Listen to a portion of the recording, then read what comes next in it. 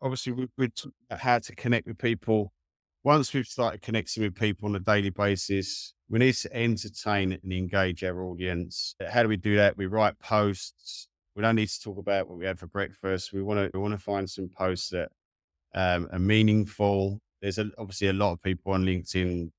So you've got, again, there's a lot going on LinkedIn. So you need to write some posts that are going to engage your audience. And the main thing there is the hook. Now, the hook is obviously so important. It's the first part of your post. You need to format the hook in a way that's gonna grab someone's attention. So how do you do that? You use your value propositions. Statistics work really well. Some people might want to polarize their audience and ask some provocative questions.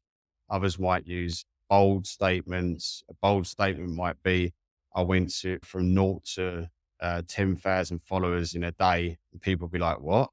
And then obviously when they click on that hook, it will say, no, I didn't. No one ever did. So these are the types of things you got to be a bit creative with your hooks and try and again, grab your audience's attention. We were all on LinkedIn all the time. We all see so much. How do you get people to click on your hook? Well, obviously, once they click on your hook, you're then starting to get engagement. So again, keep it be a bit, play around with it, try out what's going to work. As I said, some people might be quite polarizing, go against the crowd. A lot of people talk about ChatGPT, for example, at the moment. Some people are all for it, some people are all against it. So again, you can polarize opinions. We want to get some engagement here. We want people to take notice of what we've got to say, and no breakfast shots or stuff like that. So in your hooks, obviously, the other part of the message is formatting. It's good that we can format our posts now. It's not reading a book, or you can play around with how it visually appeals to people.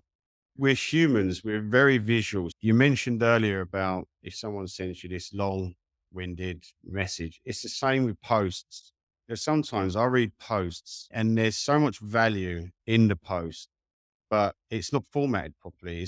It doesn't look nice. And when we just feel, because we feel overloaded with this big chunk of information. So you've got to make sure that the post looks visually appealing. How do you do that? You use line breaks, you use numbered lists. Just break it up, make it easy to digest, make it simple for people to understand. A big load of text, no matter how much information in there, people are just going to ignore it. So again, keep it simple. Try and format your posts, make them appealing to the eye. There's some really good LinkedIn creators out there who do an amazing job of that. A lot of them are their engagements through the roof. It's not because just what they're saying, it's how they're saying it. Very, very important, very overlooked as well. A lot of people just, as I say, they're not putting the information in a decent format for people to read it.